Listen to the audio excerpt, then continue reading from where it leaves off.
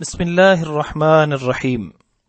سیرت النبی صلی اللہ علیہ وآلہ وسلم کا تیسرا لیکچر، دشمن کی تکالیف کی کہانی۔ انکار رسالت کے اسباب جان لینے کے بعد یہ جاننا بھی اتنا ہی ضروری ہے کہ مشرکین مکہ نے عداوت اور جہالت میں نبی آخر الزمان صلی اللہ علیہ وآلہ وسلم اور ان کے پیروکار صحابہ کرام رضوان اللہ علیہم اجمعین کے ساتھ کیا سلوک کیا، اور اس پر انہوں نے کس قسم کی جوابی رد عمل کا اظہار کیا، تاکہ دین پر چلنے والے افراد جان لیں کہ تبلیغ دین کے فریضے کو سر انجام دینے پر آج بھی کفار اور جاہلی معاشرہ کس قسم کے اوچھے ہتھ کنڈے اختیار کر سکتا ہے، اور داعی کا اس پر کیا رد عمل ہونا چاہیے۔ مشرکین مکہ نے توحید پرستوں کو 5 مختلف انداز سے عمل صالح اور تبلیغ دین سے روکنے کی کوشش کی۔ سب کو نمبر وار الگ الگ بیان کیا جاتا ہے۔ نمبر 1، مختلف قسم کی آفرز۔ انہوں نے آپ صلی اللہ علیہ وآلہ وسلم کو مختلف قسم کی آفرز کی کہ اگر نبی کریم صلی اللہ علیہ وسلم رقم چاہتے ہیں تو انہیں مل جائے گی۔ جس طرح عام انسان دنیا میں شہرت اور مال و جاہ کے لیے مختلف دعوے کرتے ہیں، تو شاید ان کا خیال ہو کہ نبی کریم صلی اللہ علیہ وسلم بھی عام انسانوں کی طرح دنیا میں شہرت، مال وغیرہ کے متلاشی تھے، حالانکہ نبی اکرم صلی اللہ علیہ وآلہ وسلم اور باقی انبیاء کرام علیہ السلام ایسے دنیا دار نہیں ہوتے۔ وہ تو بے لوث ہو کر انسانوں کو رب کا پیغام پہنچاتے ہیں، جیسے کہ حضرت سلیمان علیہ السلام نے جب ملکہ سبا کی طرف پیغام بھیجا کہ وہ اللہ کے نبی ہیں، اور اس ملکہ کو توحید کا پیغام بھیجا اور اس کو نصیحت کی کہ سورج کی عبادت چھوڑ کر اللہ پر ایمان لے آئے۔ اس پر ملکہ سبا نے سلیمان علیہ السلام کو آزمانے کے لیے ان کی طرف قیمتی تحفے بھیجے تھے کہ اگر ان تحائف کو سلیمان علیہ السلام نے قبول کر لیا تو یہ آپ علیہ السلام کے دنیا دار ہونے کی علامت ہوگی، لیکن اللہ پاک کے حکم سے سلیمان علیہ السلام نے وہ تحائف رد کر دیے، کیونکہ ان تحائف کے قبول کرنے کا مطلب تھا کہ وہ توحید پر سمجھوتا کر لے، جبکہ انبیاء کرام علیہ السلام تو آئے ہی لوگوں کو توحید کی طرف بلانے کے لیے تھے، تو دنیا کے چند ٹکے کے فائدے کے لیے وہ توحید کی دعوت دینا کیسے چھوڑ دیتے۔ یہی حال حضرت محمد صلی اللہ علیہ وسلم کا تھا کہ کوئی بھی آفر آپ صلی اللہ علیہ وسلم کو توحید کے پیغام پہنچانے سے نہ روک سکے۔ ایک مسلمان کو بھی ایسا ہی ہونا چاہیے کہ توحید کے مقابل ہر دنیاوی فائدہ چھوڑ دے۔ دوسرا طریقہ، قرآن کی مٹھاس کم کرنے کے حربے۔ نبی پاک صلی اللہ علیہ وسلم جب قرآن کی تلاوت کرتے تو قرآن کی اپنی حلاوت و تاثیر کے ساتھ ساتھ نبی پاک صلی اللہ علیہ وسلم کی پیاری آواز کے اثرات بھی ہوتے، جو سنتا وہ سنتا ہی چلا جاتا۔ اس طرح کئی لوگ مسلمان ہو گئے۔ مشرکین مکہ نے جب یہ دیکھا تو انہوں نے اس کا توڑ کرنے کے لیے مزید 3 کام کیے۔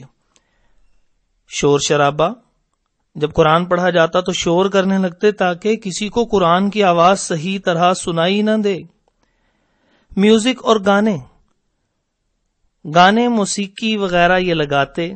یہ بات درست ہے کہ جہاں موسیقی ہوگی وہاں قرآن کے اثرات کم ہو جاتے ہیں۔ جو کان گانے اور موسیقی سننے کے عادی ہو جاتے ہیں ان کے دل قرآن کی مٹھاس سے ناشنا ہو جاتے ہیں۔ عرب میں ایک آدمی تھا جس کا نام نضر بن حارث تھا۔ وہ کسی علاقے میں امپورٹ ایکسپورٹ کرتا تھا۔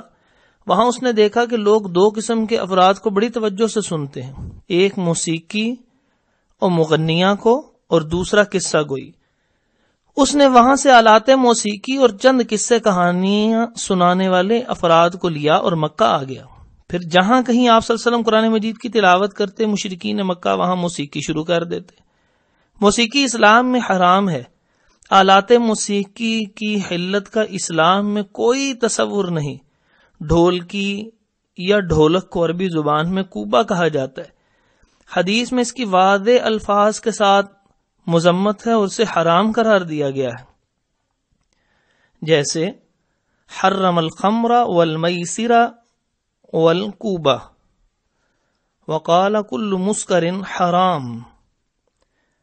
شراب، جوا اور ڈھول حرام قرار دے دیے گئے ہیں، اور ہر نشاور چیز حرام ہے۔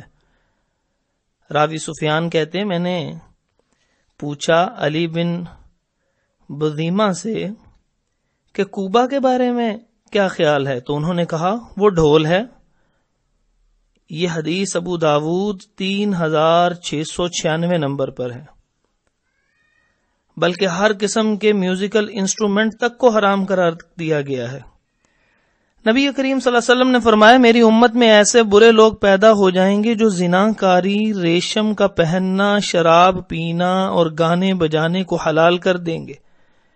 یہ صحیح بخاری کی حدیث نمبر 5590 ہے۔ اس حدیث سے بالکل واضح ہو جاتا ہے کہ قیامت کے قریب لوگ ان حرام کردہ چیزوں کو حلال کہنا شروع ہو جائیں گے، یعنی نبی کریم صلی اللہ علیہ وسلم کے زمانے میں اسے حرام ہی کہا گیا ہے۔ آج کل بھی کئی ایک نام نہاد اسکالر کہتے نظر آتے ہیں کہ دور نبی صلی اللہ علیہ وسلم نے جس موسیقی کو حرام قرار دیا گیا تھا وہ اور تھی، آج کل کی موسیقی تو روح کی غذا ہے۔ بلکہ بعض تو یہاں تک کہتے پائے جاتے ہیں کہ نعوذ باللہ من ذالک، حضرت داؤد علیہ السلام جو نہایت خوبصورت آواز میں زبور پڑھا کرتے تھے وہ بھی موسیقی ہے۔ نستغفر اللہ، اللہ ہمیں اس کفریہ کلموں سے محفوظ فرمائے۔ ان سے کوئی سوال کرے کہ موسیقی اگر روح کی غذا ہے تو جب انسان کی روح نکل رہی ہوتی ہے اس وقت اس کے قریب گانے کیوں نہیں لگاتے، کلمہ کیوں یاد آ جاتا ہے؟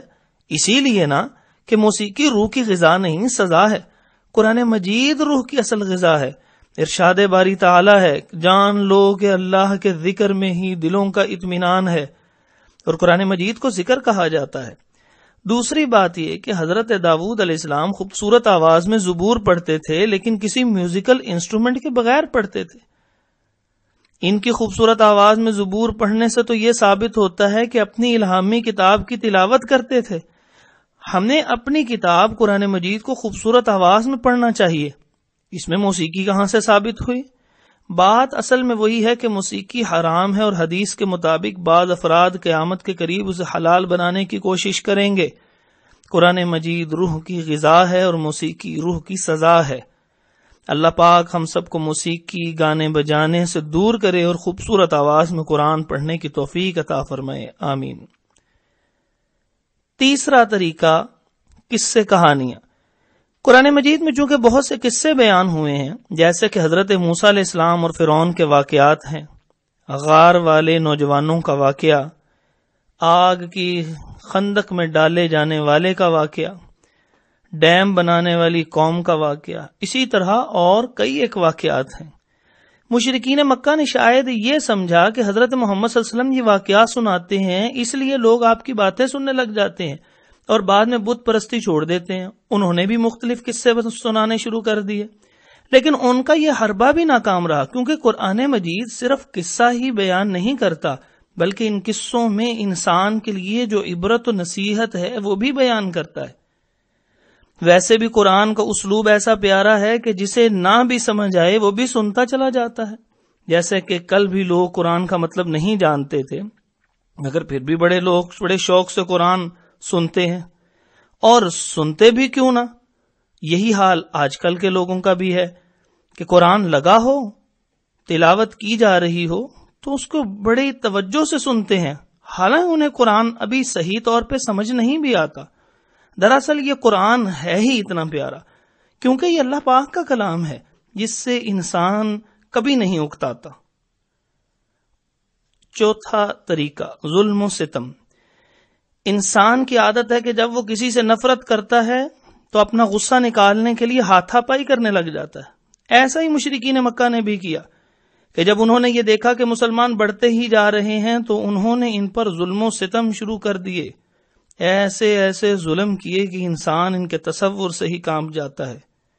چند مظالم، آپ صلی اللہ علیہ وسلم کا نام بگاڑا گیا، طعن و تشنیع کی گئی، سجدے کی حالت میں گندگی پھینکی گئی، بیٹے کے انتقال پر ابتر کہا گیا، چہرے پر پتھر مارا گیا، کعبہ میں نماز سے روک دیا گیا، آپ صلی اللہ علیہ وسلم کے صحابہ رضی اللہ عنہم کو مارا پیٹا گیا، عثمان رضی اللہ عنہ کے چچا انہیں کھجور کی چٹائی میں لپیٹ کر نیچے سے دھواں دیتے، مصعب بن عمیر رضی اللہ عنہ کی والدہ نے انہیں گھر سے ہی نکال دیا، بلال رضی اللہ عنہ کو گلے میں رسی ڈال کر مکے کی پہاڑیوں میں گھسیٹا گیا، ڈنڈے مارے گئے، بھوکا پیاسا رکھا گیا، گرم زمین پر لٹا کر سینے پر پتھر رکھ دیے گئے، حتیٰ کہ بعض صحابہ کرام رضی اللہ عنہم کو تو شہید بھی کر دیا گیا۔